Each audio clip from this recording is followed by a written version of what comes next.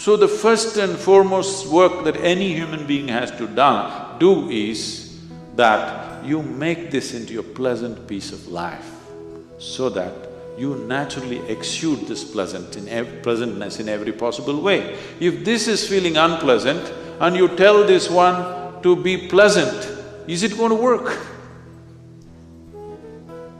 We are trying to fix the stomach-full people right now.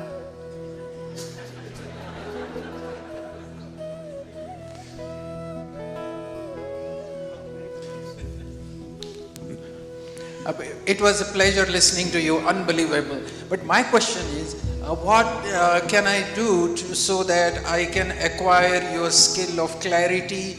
Honestly, candidly speaking, very few people, are like you are. I'm sure you have heard this before. What makes you so secure from within and being so candid, honest, truthful? Clarity of expression.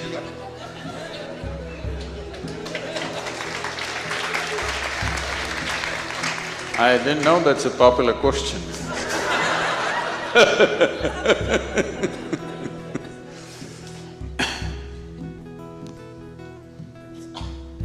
When we say clarity, that means… I want to tell you a joke, but it's a dirty joke, so I thought I'll skip that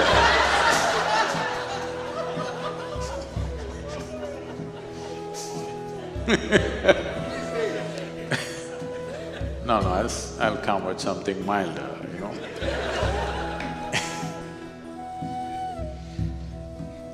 The problem with the human being right now is this. We have created a world, we have created education systems where we believe that human beings are essentially all wrong, or the creation is all wrong, or the source of creation or the creator is all wrong, and you're going to fix it. This is a convoluted idea. Instead of paying attention to life, we are coming up with philosophies and philosophies and philosophies. Philosophies are fantastic explanations to that which cannot be explained. If you want to know life, you must pay attention to life, isn't it? Right now, do you agree with me, madam, that this human mechanism is the most sophisticated machine on the planet? Do you agree with me? Are you a doctor? Yes. So, this is such a complex machine, this is the supercomputer, all right? I'm asking, have you bothered to read the user's manual?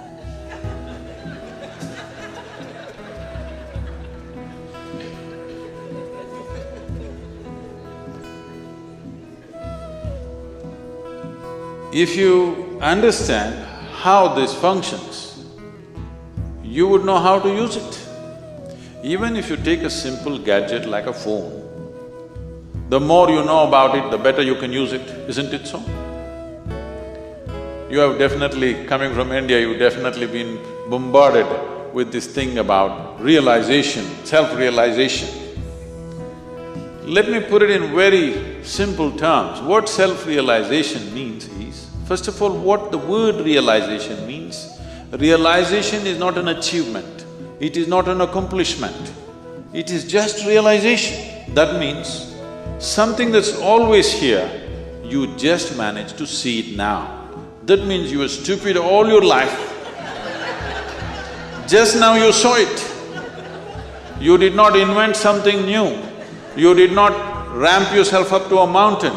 No, you just saw the most obvious thing which was always here, you realized. So, realization means you realized how foolish you've been, everything has been right here and you didn't get it. So there are many ways, of course, most of you being from the Indian origin, I have not read this. I have to admit, I have never read the Gita because it never occurred to me. I'm sorry, I know this is a shock but be living in India, bits and pieces of this are always floating around in the air and it's… you know many pieces of it, but I've never really studied it in any sense. So when, in a certain moment, when Arjuna asked, what is the nature of this truth that you're talking about? Where is it? So Krishna laughed and said, the highest truth about your life is the tip of your nose. Now there are many schools of yoga intensely focusing on the tips of their noses. Please try it for 2 minutes, you will get a headache. You will not get enlightenment. What he is saying is, it is the most obvious thing. It is the most obvious thing. But right now the problem is, all the instruments of perception that you have are outward bound, but the seat of your experience is within you. The fundamental seat of your experience is within you, but all the instruments of perception are outward bound. So how should I do this? You must understand, anything beyond survival, if it has to enter your life, some striving is needed. Let's say, as a little infant, you were left in the jungle without human contact. If something edible came in front of you, would you first try your ears, then nostrils and somehow by accident find your mouth? Is that so? You would just know where to put it, isn't it? So what I'm saying is, everything that is necessary for survival is built into you. You're born with it. The five senses takes care of it. But if you want to know something more, you have to strive. For example, do you remember when you were 3, 4 or 5 years of age, you had to learn to write the alphabet. That damn A, how complicated it was. And on top of it, there were 2 versions. You had to write it 100 times to get it, isn't it? But today with your eyes closed, you can write. If that striving was not there, today could you write? Today would you know language? So anything beyond survival needs striving. Without the needed striving, it won't happen. There are ways to perceive the interiority of who you are, but unfortunately there's been no striving. Right now, we made this technology into such a simple, almost like a physical science. A plus B equals this, or 2 parts of hydrogen, 1 part of oxygen, water will come. If a great scientist puts it together, only water will come. An idiot puts it together, only water will come. So we made the entire Yoga Sutras like this, that if you do this, this and this will happen to you. That simple. And all I'm asking generally from people is about 30 to 32 hours of focused time to develop an instrument where they can turn inward. Oh, 30 hours is too much. I'm saying, if you cannot dedicate a little bit of time to know what this is, that means your existence must be truly worthless. If this is worthwhile, you must pay attention to this, isn't it? If you want to know life, this is life, isn't it? When I say the word life, maybe you're thinking about your profession, your family, your car, your home. No, these are all accessories. This is life, isn't it so? Hello?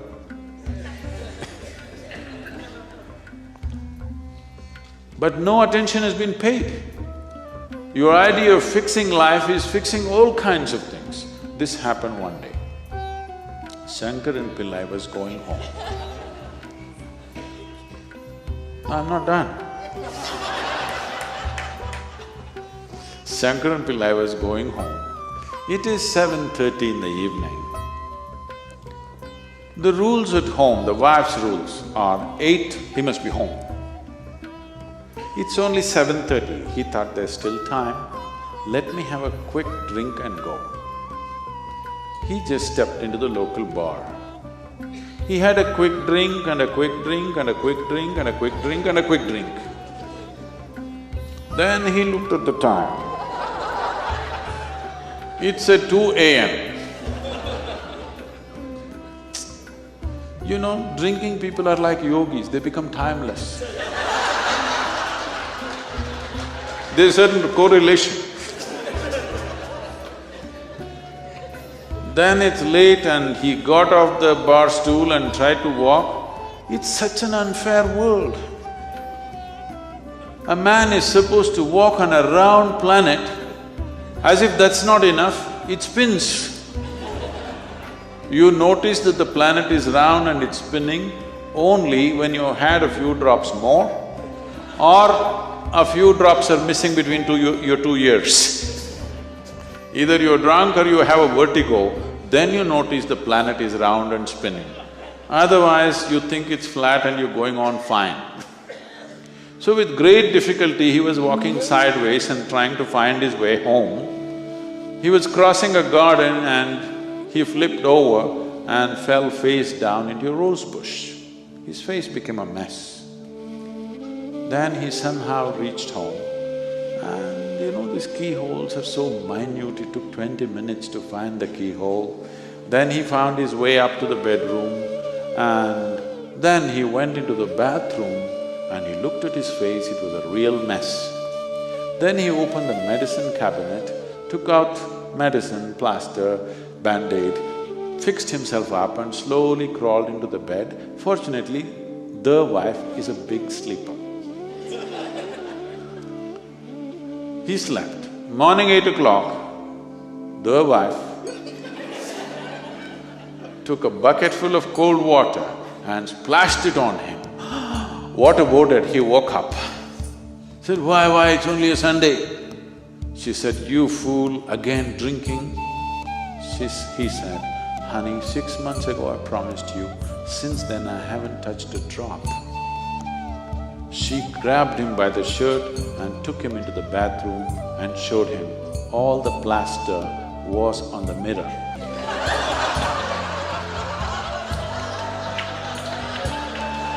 Why people have lost their clarity?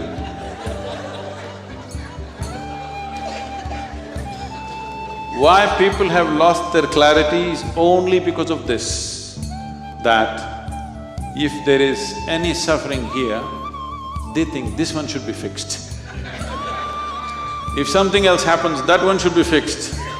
If something else happens, that one should be fixed. Everyday morning prayer means what? Trying to fix the God. Yes, you're trying to fix up the God, isn't it? So, day in and day out, for everything that happens within you, instead of fixing this one, you're trying to fix everything around you. No wonder you'll be confused. We've fixed the planet sufficiently, at least in this part of the world.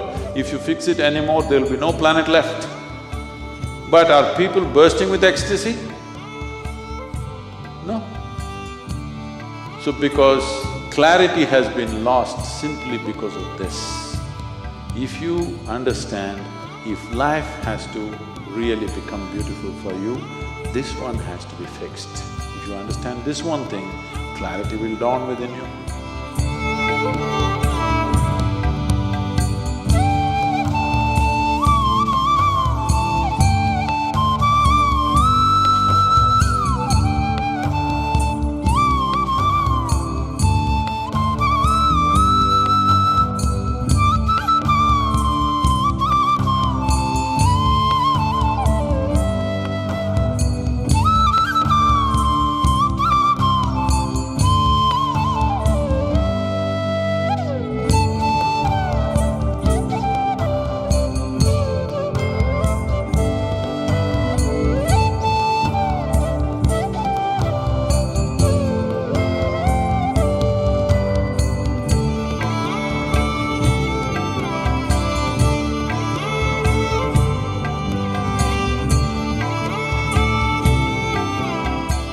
Every day, the period from 6:20 to 6:30 p.m.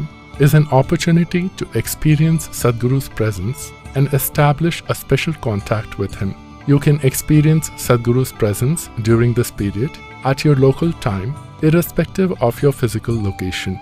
The presence time also involves the Brahmananda Swarupa chant, a consecrated sound.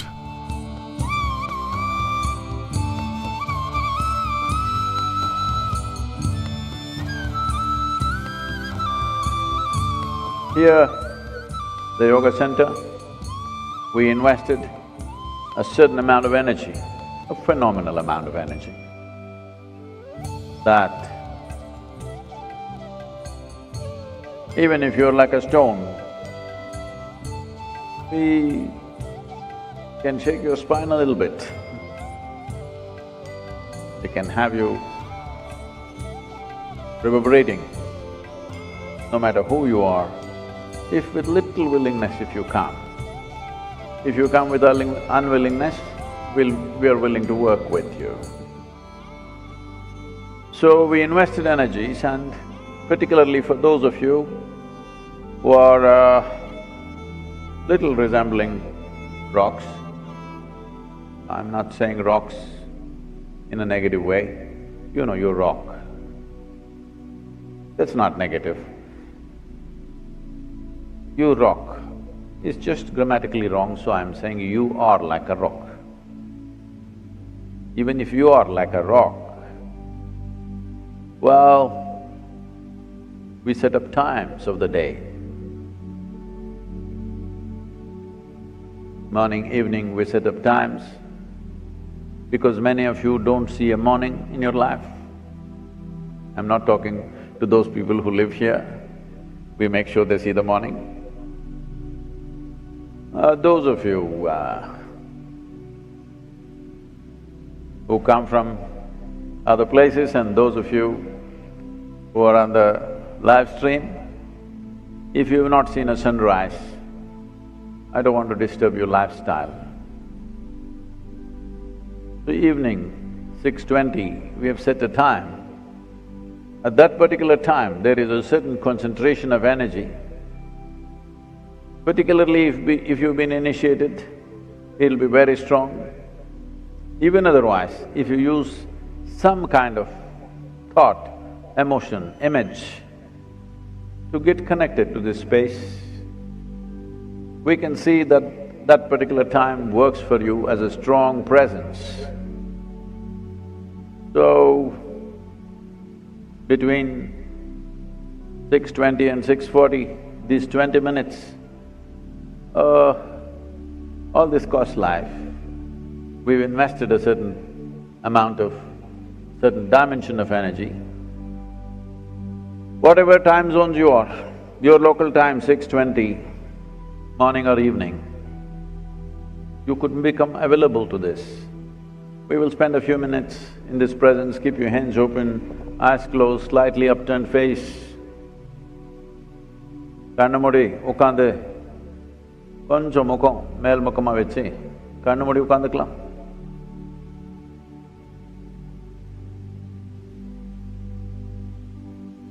மனிதனா இருந்தாலும்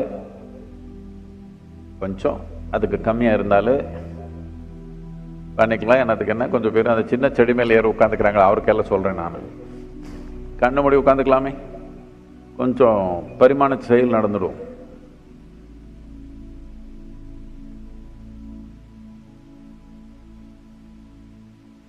Say this after me very gently, மெதுவா கொஞ்சம். என் பின்ன சொல்லலாம், என் கூட வேண்டாம், என் பின்ன சொல்லுங்க. ब्रह्मानंद स्वरूपा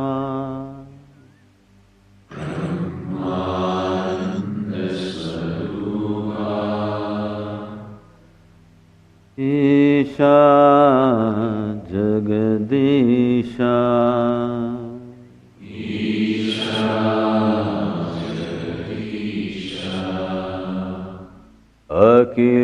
अखिलानंद स्वरूपा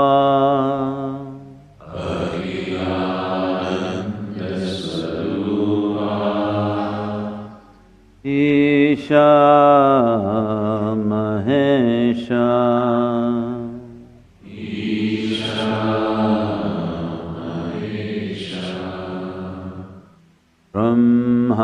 Brahmananda Swarupa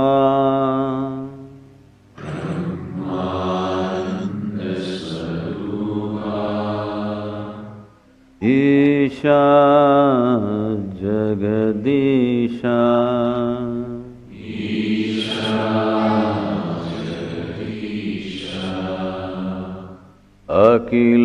Akilananda Swarupa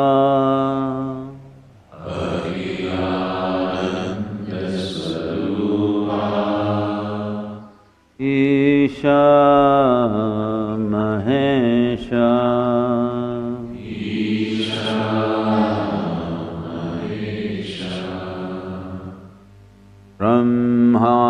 Brahmananda Swarupa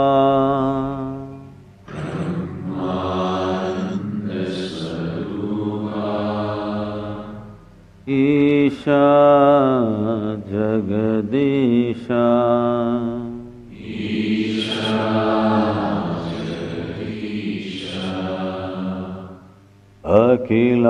Akilananda Swarupa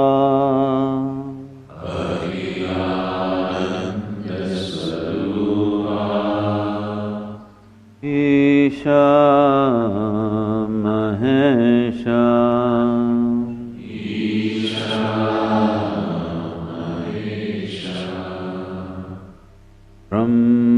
Brahmananda Swarupa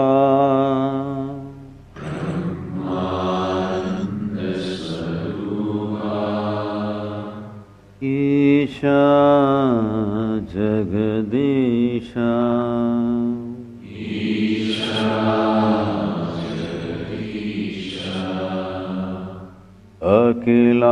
Akilananda Swarupa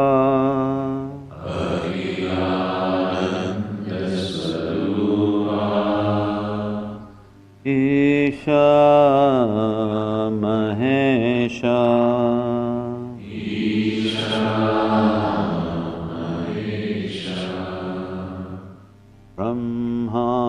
Brahmananda Swarupa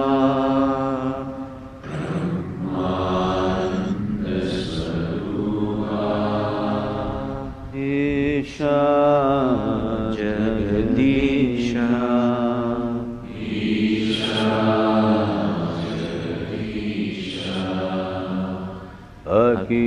Akilananda Swarupa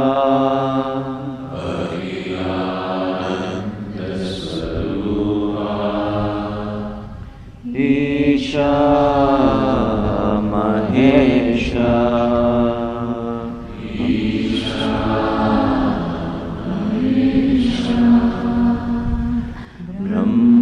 Brahmananda Swarupa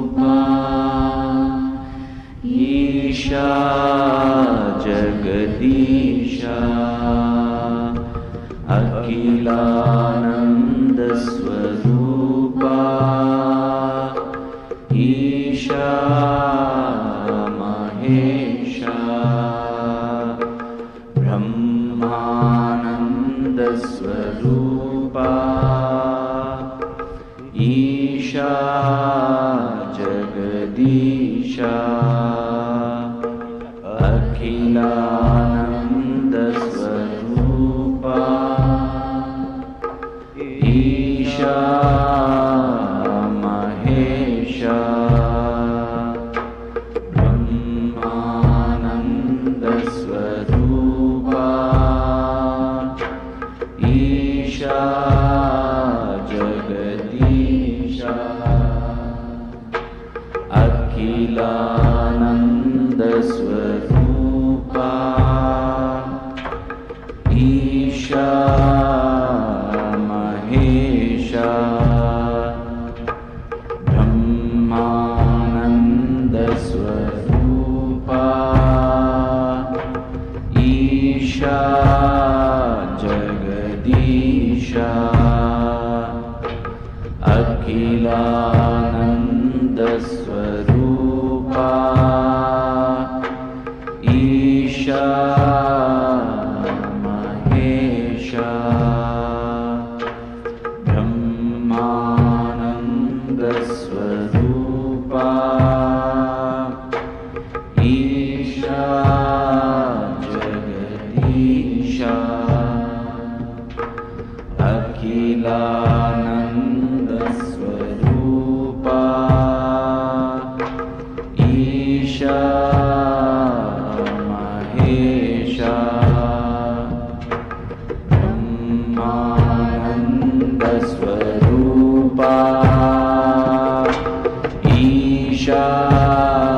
Jagadisha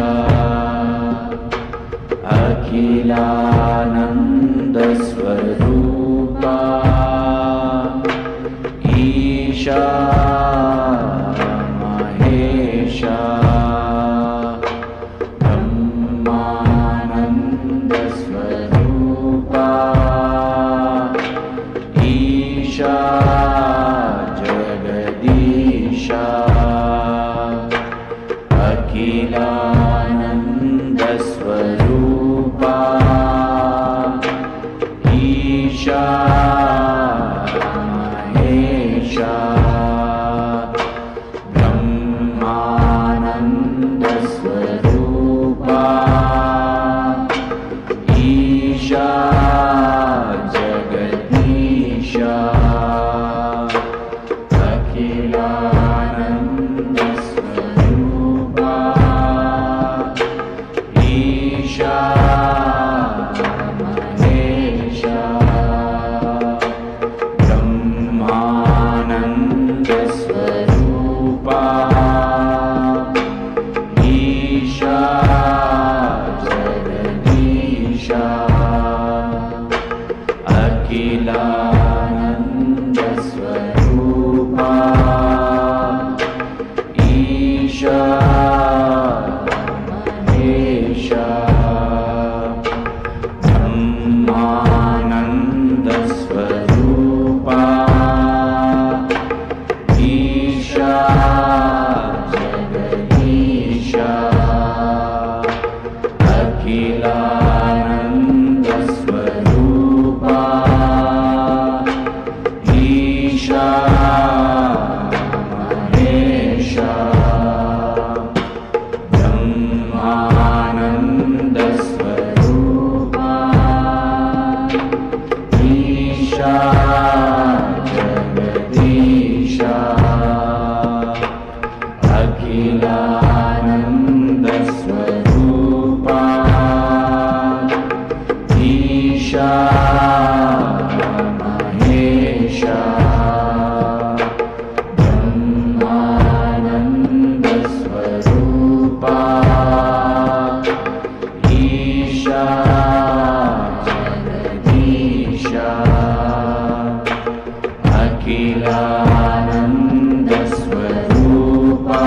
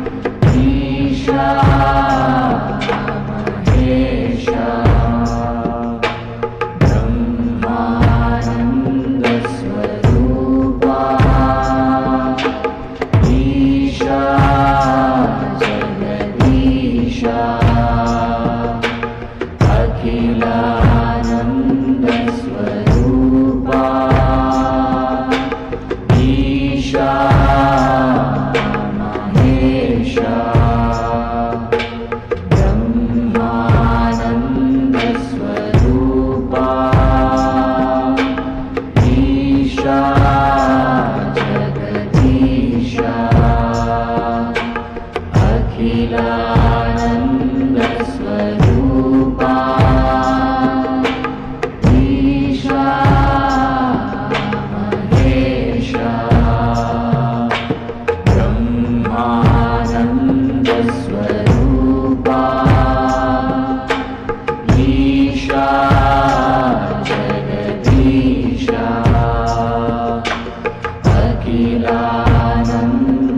Akhilanandasvarupa Isha Mahesha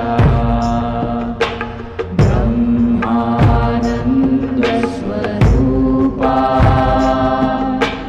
Isha Jagadisha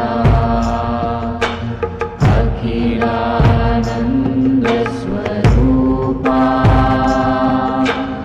Isha Mahesha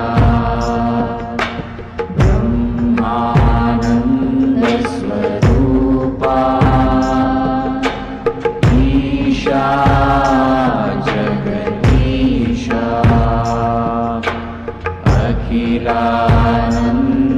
Akhilanandasvarupa Isha Mahesha Brahmanandasvarupa Isha Jagadisha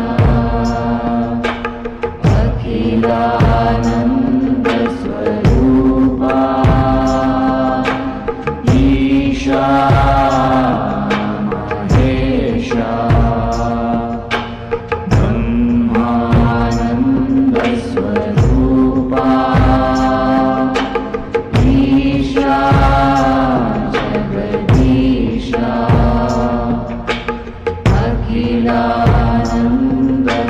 Akhilanandasvarupa Isha Mahesha Brahmanandasvarupa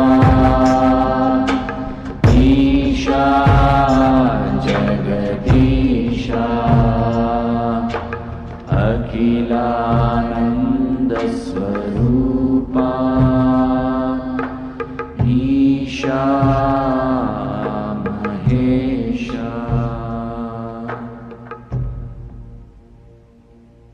Keep your hands open, sit with a slightly upturned face, eyes closed.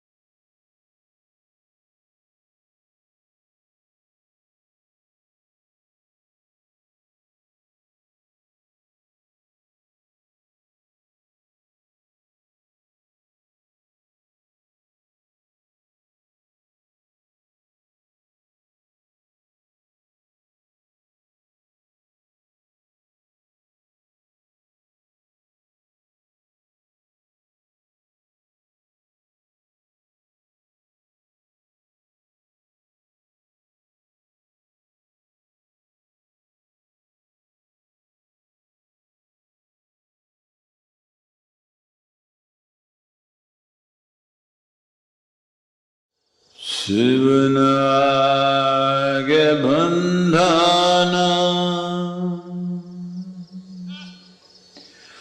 Yogeshwara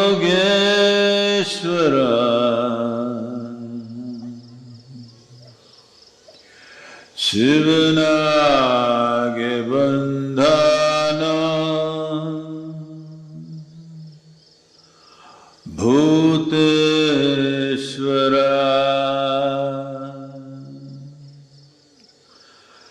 Sivanage bandhana Lingeshwara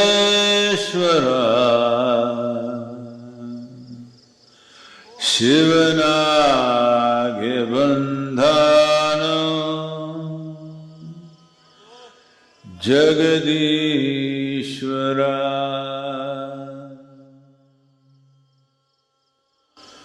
Bandhano Madheva Baharupiya Kandano Kandhano Ijiviya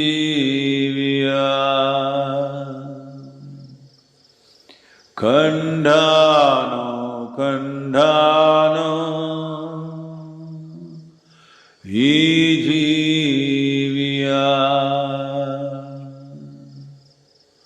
Yanjiva Veundhano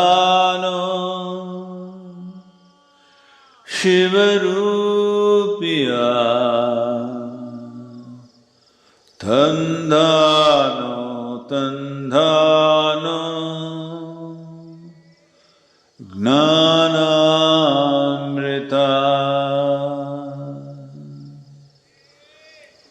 Tandhano Tandhano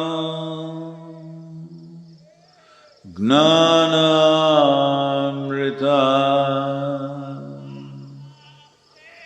Tandhano Tandhano Gnanamrita.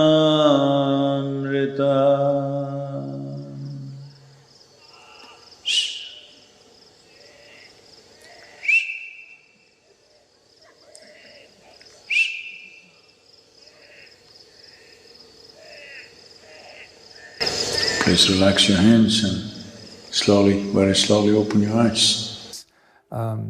And to limit the boundary that we have with wild animals in many countries, India and Brazil, and we're moving closer and closer to these habitats, and China obviously.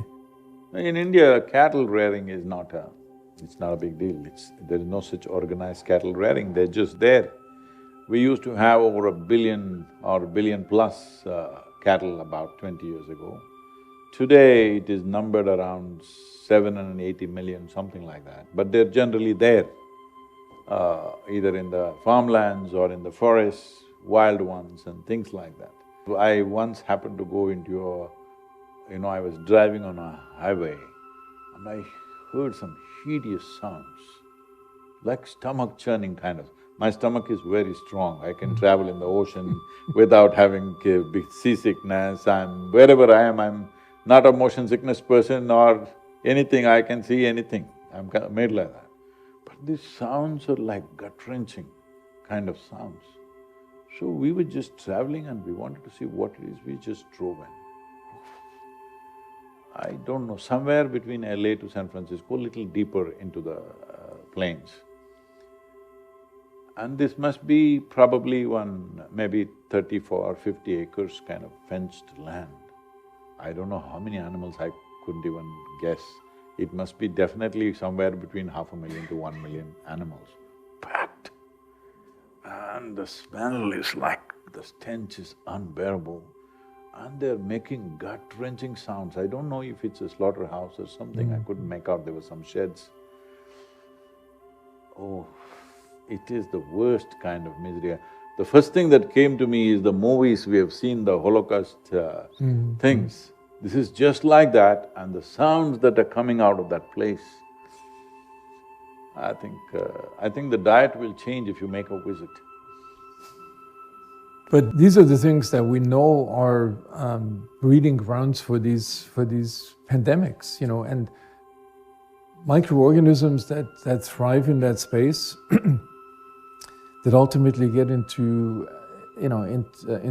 our food chain, into our air, are certainly. I mean, it's happening in China, for example, where they build high risers for pigs that are raised. Oh, multi-story pig farms. Yeah, like 10-story buildings. I've seen it recently. I mean, the density of these animals is something that will create. So the microbes will rebel against this. I mean, it's a natural response of nature to this kind of farming. So we know it's going to happen. We know also, for example, recent studies just last week, study has shown that this long COVID phenomenon. So people have persistent symptoms, which is really a major compromise of quality. I don't know if it is getting more complex, the same thing, because the mutations that came up in India were weaker than the first one, so we thought we've beaten it and we're fine. That kind of conclusions we came to. One thing I want to ask you, sir, how, in what way is the biome connected to this? See, how we see food is, we see that when we eat something, we must eat that kind of food which in terms of species is furthest away from us. So plant life is definitely far away from us. If at all, if you must eat non-vegetarian or something which is not of, from plant life, you can eat fish. Fish, that's why we call it as, in South India we call it as jalapushpam. This means it's the flower in the water. Because it behaves like plant life in your body, because it's so further away from your own genetic code. If you eat something which is closer to your genetic code, for example, like mammals, if you eat a mammal which is so close to you, the complexity of that genetic code and its biome and everything doesn't work for us. This is a fundamental thing, that it'll dull your system, it'll complicate your own genetic codes, it'll get mixed up. And now everybody is talking about epigenetics. I mean, that's not my area, I don't know scientific knowledge, but we know what causes dullness in us, what causes alertness in us, what lowers our perception, what heightens our perception. This is something we are always conscious about. Before we put something, we are always looking in terms of not protein, vitamin like this. We are only thinking in terms of, if I consume this, will I become less receptive or more receptive? This is the only concern we have. Because in this life, whether you live for 100 years or 50 years, how receptive you are is how profound your life's experience is. So we are not looking at the length of our experience, but the profoundness of our experience. So in this concern, we are seeing that what we consume must be far away from us in genetic code. Does this have something to do with biome? Yeah, I mean, obviously, I always say the best thing that you can do for your health in terms of eating is to eat what your microbes thrive on. And that's essentially, it's largely plant-based food, mainly because of the fiber molecules that only the microbes can break down, and these polyphenol molecules and some of the micronutrients. So what you're saying is essentially just another non-scientific version of that same story, that we have this ancient life form. These microbes have been around for 3.5 billion years on the planet, and they thrive best on the kind of food items that are far away from our own, mammalian evolutionary step. I've actually never thought about this, and like what you just said, but it fits exactly that. That's great.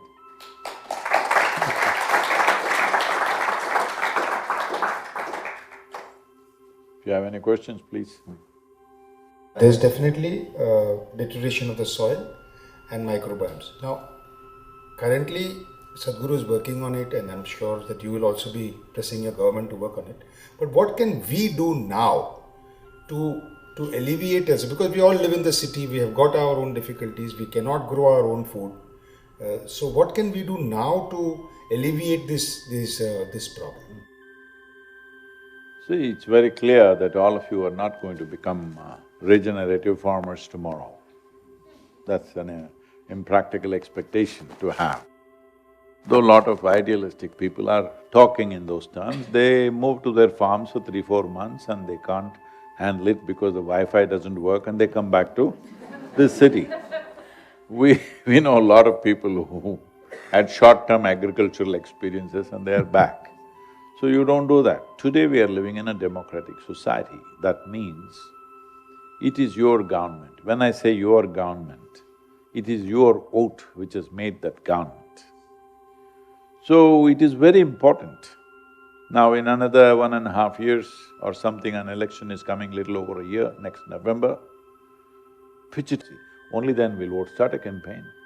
Save Soil website is there, there's enormous amount of knowledge there in a simple form.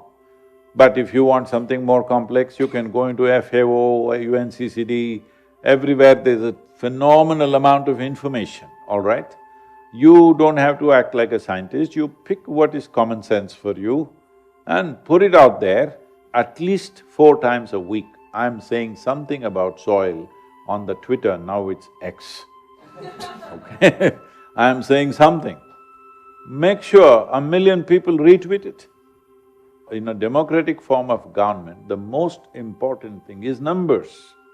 If you show you have numbers for a certain thing, governments will take it seriously. In this country, it's not a big deal to turn it around because you don't have a population pressure like other nations. Here still natural resources are in a fantastic place. Though you're trying to ruin it very strongly, still in terms of natural resource, North American continent is still largely untouched, I would say. Its water resources, its land resources, it's in a good place. If the United States government commits itself, it doesn't need the kind of money that you're spending in war and stuff like that. 5%, 10% of that if you invest, in 5 years' time, you can turn everything around in this country. If you want to turn India around, it'll take 15 years. If you want to turn Africa around, it'll take probably 25, 30 years. So this is the level of challenge that is there. But in United States, in 5 to 6 years, you can turn this around if they invest a certain amount of money and force behind it. I mean, the challenge is obviously the political polarization in this country that makes any of these attempts… No, sir, there'll be no polarization. If you can make the people of America stand up and say, let's say 60% of the American population says, we are concerned about the soil, who is going to come up with the best? Then there will be a competition with the polarized parties to come out with a better and better policy. That's how progress will happen. We shouldn't get involved unless you're standing for presidency, are you? Unless you are, don't get messed up with those parties, that is their business. Our business is the country should do well, people should do well. I mean, a small step, I mean, I totally agree with this. A small step for people that don't want to live on a farm or start a farm is, there are farmers markets and you can go to these people, and so we've done this in LA. You get to know them, you go to their farm, you see how they grow it, do they use regenerative techniques? Most of them don't, actually. That's definitely one way to, support that industry, rather than going to Whole Foods and, other big markets to buy your fruits and vegetables. But obviously that does not have the same impact, on a large scale as… No, that is definitely a good way to support that tiny industry, which is a good thing to do, no question about that. But at the same time, let's say the whole population of Boston tomorrow goes to farmers' market. That farmers' market cannot even cater to 1% of the population. So they don't have the scale to grow, to supply for the entire city. So what is needed is, the scientific community is there. Well, the Surgeon General, is a very forward-looking kind of person, Vivek Murthy is there. Suppose, sir, all of you together who are in your discipline, if you write a strong letter with the necessary backup, see, this needs to happen, if this needs to happen, United States soil must become rich, minimum 3%. For this, everything data is there, it's not that I have to say something, it's enough data is there. This needs to happen, this is what needs to happen, why don't we? Don't even do what I'm asking you to do, you figure out what to do, all right? Because you have a certain problem, if somebody suggests something, you can't do it, it's all right, you figure it out. You do it some other incredible way that I have not thought of. What does it matter? As long as the organic life on this planet is rich, if it's in the land, it will naturally come here, I know this. If it's here, this will fire up. So I'm saying one thing is to push the politician, another thing is to push the other institutions which have power over the policy. This needs to happen. In a country like this, if you cannot do, what is it?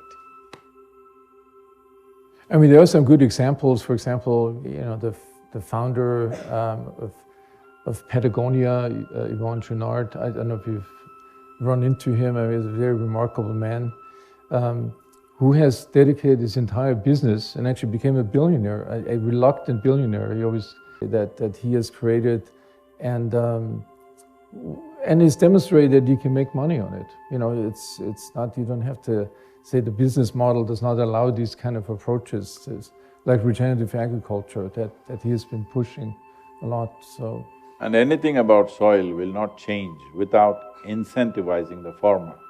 Right now, there is lot of incentivization, but without any goals. There is… see, you incentivize a farmer, you can easily attach it. You raise the organic content, we will incentivize you further. Instead of that, we are just incentivizing just to beat somebody else's market. Yeah, corn and soybeans, I mean, that's the main, the main areas of… It's a corny way of doing agriculture. Namaskaram, Sadhguru. I have a question for both of you. One is, I'm a neurologist, so we have patients with Alzheimer's disease and Parkinson's disease. Like you said, they often start in the gut. So one is, what kind of dietary advice do we advise patients who've already acquired the disease, Parkinson's? And for you, Sadhguru, I want to ask is, can we develop specific protocols of yoga practices depending on the type of disease that patients have to better give them symptomatic treatment, specifically for Parkinson's disease and Alzheimer's disease? The diet protocols you must have. Yeah, so it sort of depends at what stage you see a patient with Parkinson's disease. Ideally, I think there are ways today, possibly from colonic biopsies, where you see these Lewy bodies in the enteric nervous system, where you can make a diagnosis. So somebody develops out of the blue constipation in the middle age or in their 40s. You have 14 years of time to influence the development of the neurological disease. And we've not taken advantage of this at all. So I bet that less than 1% or 0.1% of gastroenterologists that see a patient for constipation think about this connection, and particularly if there's a positive family history for Parkinson's. So if you have these 14 years, I think we definitely should have clinical trials on interventions with either largely like there's several of these plant-based diets. It's not just the Mediterranean, it's the Mind diet and the DASH diet. So they're all variations on this theme. Common denominator is that they're largely plant-based and have very little or no red meat in them. There's evidence from other diseases that I think follow that same dietary connection, that these interventions have a benefit. So cognitive decline, slowing of cognitive decline. We don't have big-scale clinical trials going on with that goal in Parkinson's. It's people are still looking for the magic, like always, the magic metabolite that could make $1 billion drug that you could use to prevent the development. But I think Parkinson's is the disease that has the greatest likelihood of having a breakthrough based on this microbiome gut-brain connection. I think that's about all today that I would recommend to somebody, and that's what I recommend to my patients. If they're willing to become vegetarian, I would support that as well. Not everybody wants to do that. Once you have the neurological, the CNS manifestations, I'm not sure if the diet at that stage plays a big role. I don't think we have evidence, and reversing degeneration at multiple levels of the gut-brain axis and the brainstem and the cortex, I kind of doubt it, so it's... But it's still, there's millions of patients that you could intervene in a very plausible way. About specific yogic practices, it can be, but generally we take this stand that yoga is a discipline, it's not a therapy. It has many therapeutic values, but you have to bring it into your life as a discipline. If we go by therapy, then we'll have to look at individual people, which we also do in a small scale. See, we're talking about, let's say, Parkinson's. I don't know who wanted their name on a disease. What's your name? Huh? Prajwal. Even if you find out some new ailment, don't put your name on it. It's a bad way to be remembered. So, I do not know these things exactly, I know fundamentally it is so. It's got something to do with what is happening in your kitchen and how it cooks and what happens up there, that much I know.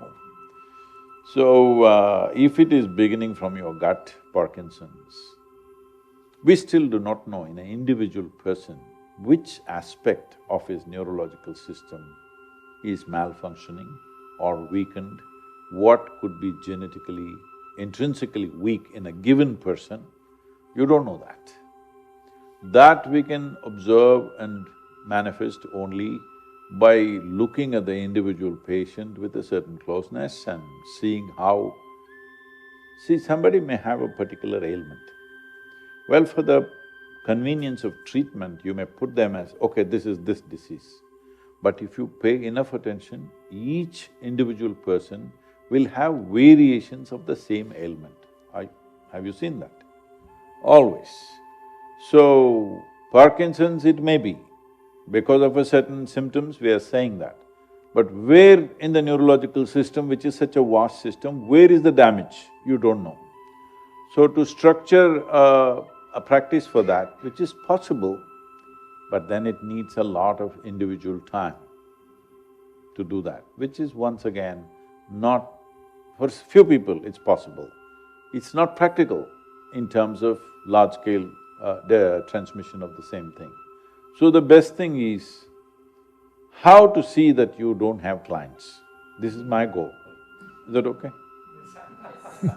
Because I'm concerned about health, not about disease.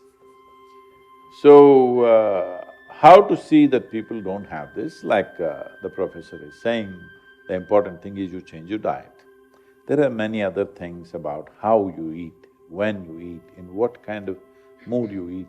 See, right now, if we want to just drink this water, without some sense of reverence, we don't drink this water. Because water has memory, we see this as a living force. It's not because I see it, so it is. You don't understand? Don't drink water for next 8 days. You will understand, it's a living force, it's not just a material. And it has memory, you can create different kinds of memory in it. Which part of India do you come from? Pune, Maharashtra. Okay. In those cultures it is there.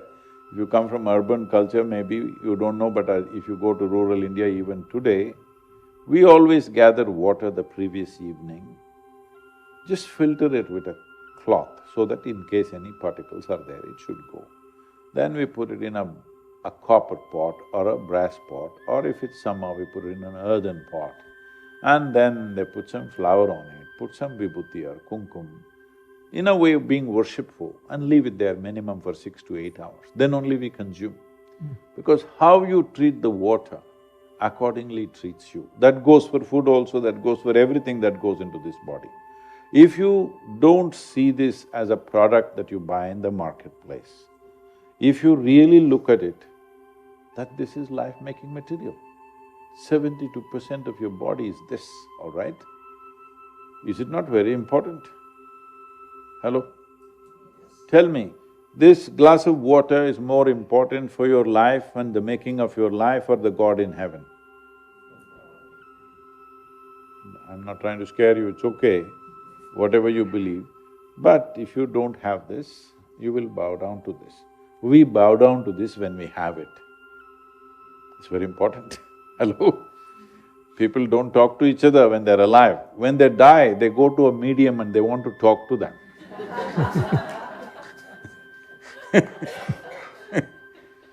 So, this is very important that young medical professionals like you, I know it's not as easy as I'm speaking, but there are possibilities today because in the scientific community, just approaching medicine and science like it's a religion, I believe this is all it is, those things are not being seen in a positive way anymore. People are at least getting sensible enough to see that we know something, but we still don't know many things about the way life is made. We still have to look at it. When this thought process is coming, it is possible for you, from using your neurosciences background, you can create a health possibility rather than treatment possibilities. That's important. If you treat 1,000 people, or if you made 500 people really healthy, I think the later is better, in my opinion. I mean, I totally agree with it, what you said. One commentary to this is, so in addition to, the ritual and the consciousness about your food and the water, I mean, there's also something about the brain-gut communication. So we've talked a lot about the bottom-up signaling, but there's a lot of top-down signaling. So whatever emotion or assessment or salience evaluation you do about what you eat will be transmitted through the autonomic nervous system to the gut and will create a gut that's congruent with your thoughts. And these thoughts may not be conscious. So if you're afraid, your gut will be in a different shape in terms of blood. It's called being shit-scared, sir. So it's sort of, blood flow and secretion of acid and mucus and even the microbes hear your brain because they have receptors like for dopamine, for norepinephrine, for the stress mediator. They change their gene expression, their behavior based on what goes on in your brain. So if you sit down and are afraid of what you're eating, that will change what you call the kitchen, totally, and will prepare a different kind of a meal that's then being absorbed. I think people forget this when you're angry, when you're afraid, when you have food-related fears, which the majority of people have now. They don't approach food with a sense of getting pleasure from it, but they're so concerned about there's something in it that's bad for them. All this does affect. It's hard to measure this on a case-by-case basis, but we know from the wiring and from the power of these, the autonomic nervous system affects every single cell in your gut and the microbes. So I think what you're saying is to have this beautiful attitude towards water, for example. I think I would not be surprised if that changes the reception of that water when you It drink it. 100% does, sir. 100%. Yeah. I don't know if you have a lab evidence or not. I'm a living evidence, it 100% changes. I'm curious, what is the effect of fermented food on the microbiome? And Sadhguru, what is the effect of fermented foods on one's ability to perceive?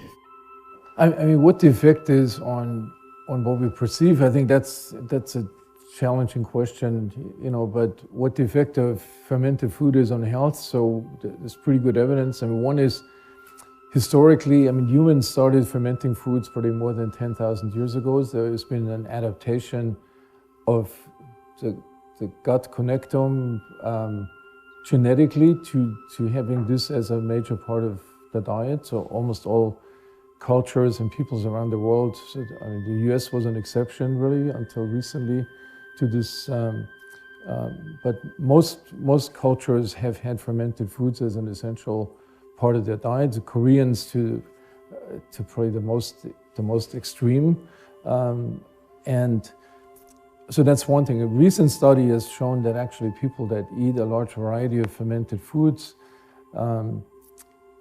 compared to a group that optimized fiber intake, that the group that with the multiple fermented food components had a greater, had a better gut ecosystem and less inflammatory markers from that.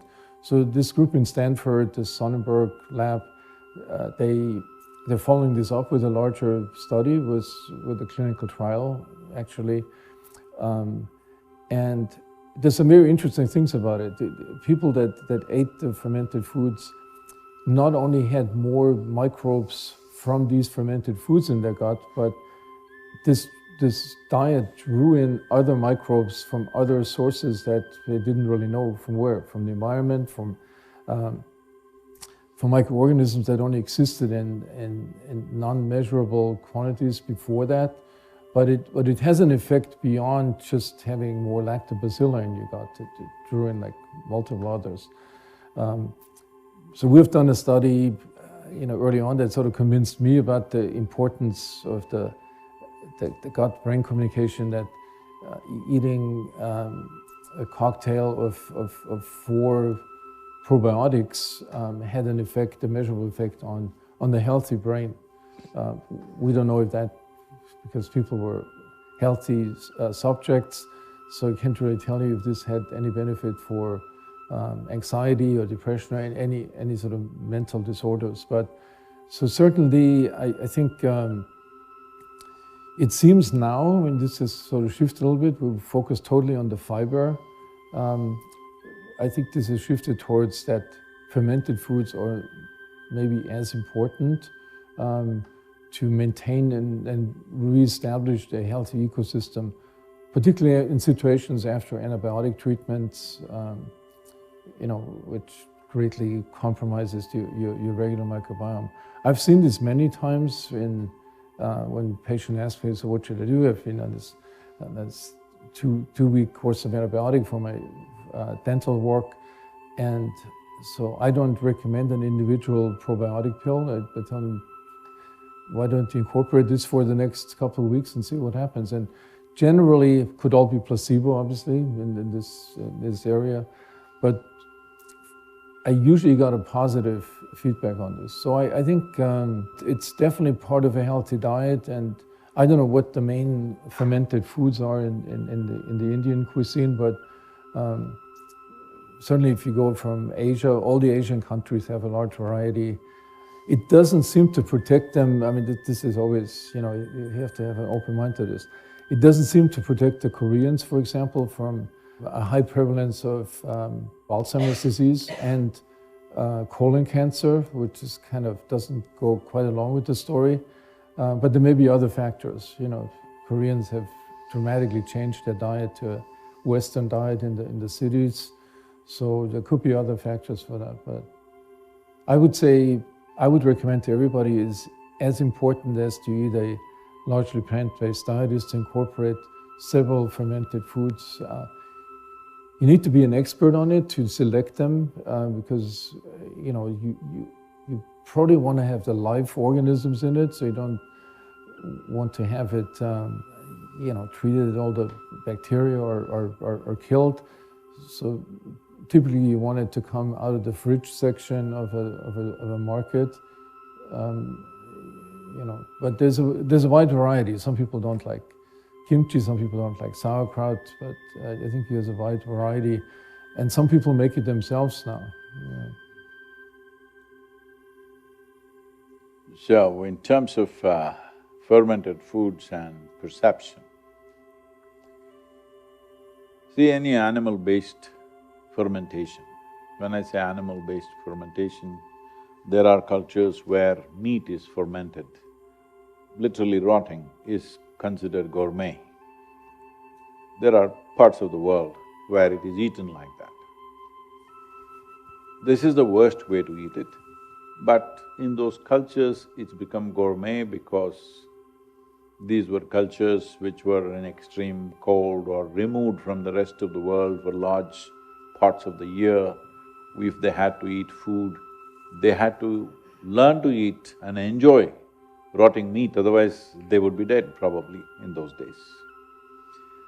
Similarly, I know this is a dangerous terrain to walk into in Western world, cheese, which is also comes from that kind of thing. When winters came, people would have nothing to eat to keep their calories going, the only way was cheese. These are all the most terrible things to eat, if you ask me, if you are thinking of perception. When we look at perception, the way to look at it is, whatever makes your body heavy and opaque in your experience, makes you feel the body is lumbering to digest that, that's not good for your perception, because body is made like this. If any one activity takes too much energy and effort, the other activities will recede. It's as simple as that. Suppose you're using your phone playing too many videos, when you want to make the call, there's no power, the battery is out. It's just like that. You're using it too much on one level, another level goes down. So to keep the digestive process being a survival process, to keep it at where it should be, nothing more, nothing less, is important. Some fermentation will multiply the gut biome in many ways.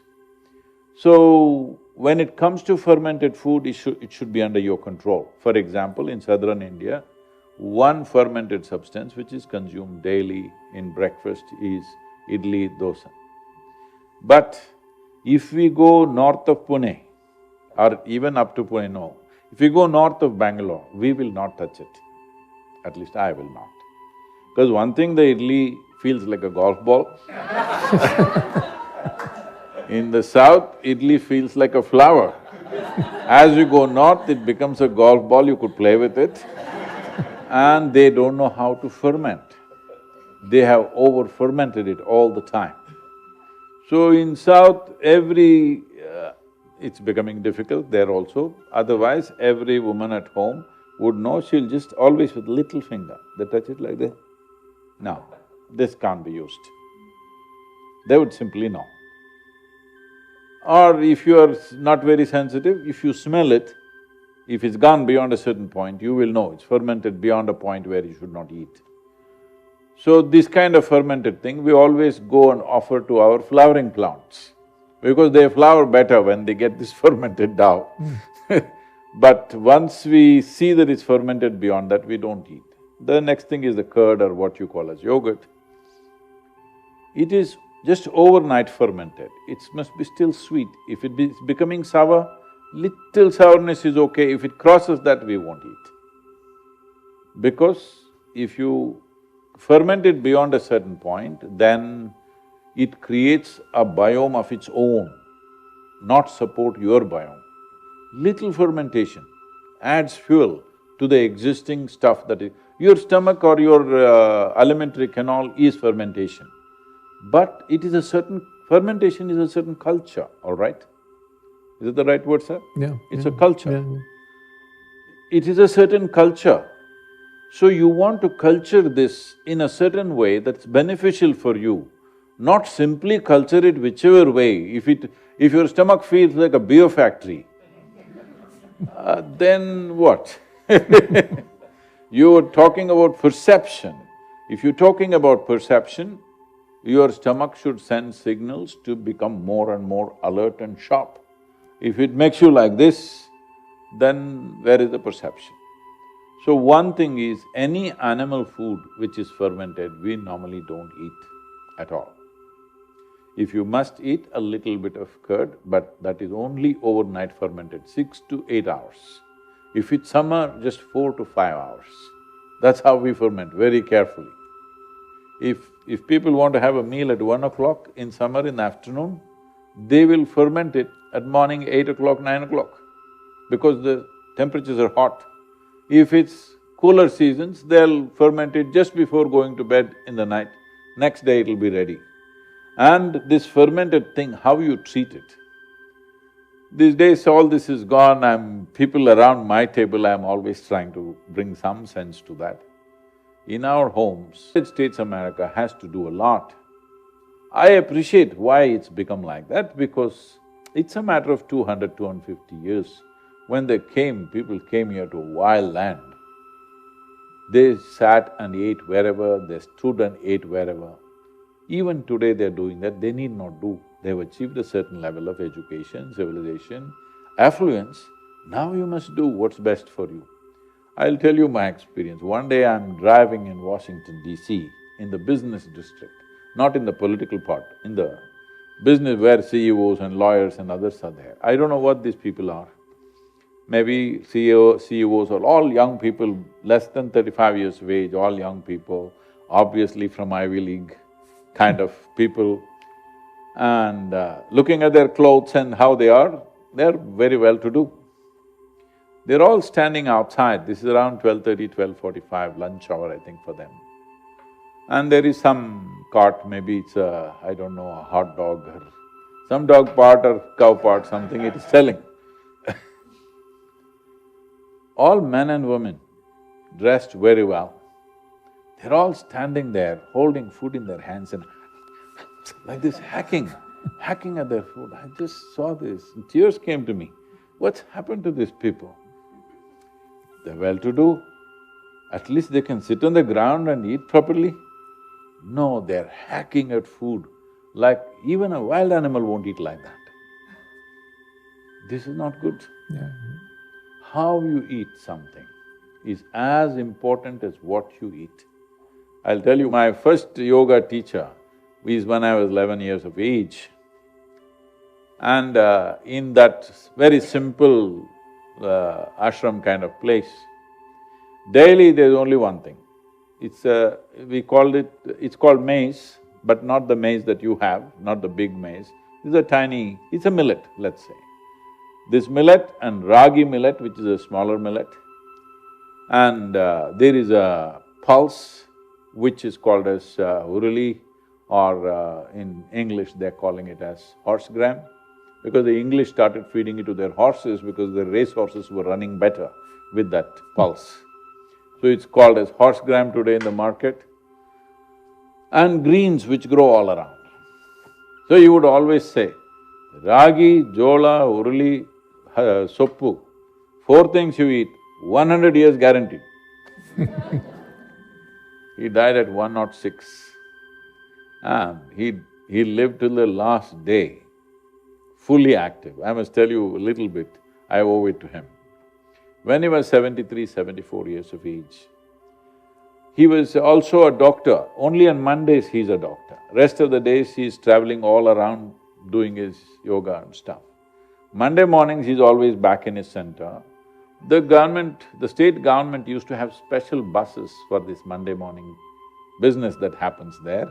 This is, on that day he sits as an Ayurvedic doctor and he treats people. Those days 600 to 700 people would come from all over. This starts at morning 4 o'clock and goes on non-stop till evening. I used to volunteer there just to help him out with these things. For every patient that comes, he's got a joke to tell them, and this whole thing is like a festival. It's not like doctor-patient stuff. People come with ailments, when they're sitting and talking to him, they forget they're unwell, that kind of thing. So I don't know exactly, but a lot of hundreds of people claim their ailments are gone and stuff. He's treating them with medicine, not like any other things. So all this happens. So one Sunday night he came to a railway station, which is about 70 kilometers or 69 kilometers from where he is.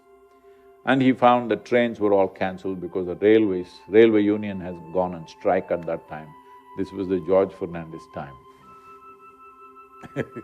Indians will understand who's George Fernandez. So, there were two other companions with him. He just left them on the railway platform and he just ran overnight. He ran 70 kilometers. Morning 4:30, he was there to treat them. He was 73 or 74 years of age at that time. And then, we used to get into the wrestling ring with him. I was around 15, 16, I was all muscle and I'm very quick, at least at that time. Even now I'm okay. Very quick means I'm much faster than other people in my movements. So in the wrestling ring, it matters not just the strength, how quick you are. Three of us, some of the other boys are much stronger than me. Three of us get against this man who is like 76, 77 at that time. He just pins us down. We never lasted more than a minute or two. Three boys, strong boys. So we would joke with him, when are you going to die? It looks like the way things are going, it looks like we are going first. When will you go? He would very confidently say, I have another 40 years of work, I'll finish that and go. The way things were going, it looked like he was going to fulfill it. It once happened 3 months before he passed away at 106. He was speaking in my city, in Mysore city, he was speaking on stage and he had a heart attack. They took him to a private hospital and he was in an ICU and he was unconscious. When he came to his consciousness somewhere in the middle of the night, he saw all these things plugged into him and he's never been to a hospital in his life. He just ripped off everything and he looked around, then he saw he was on the first floor, that is on the… in America it's the second floor. From there he got out of the window, he jumped down and he ran away, 105-year-old man. Unfortunately, 3 years later he died, but at 106.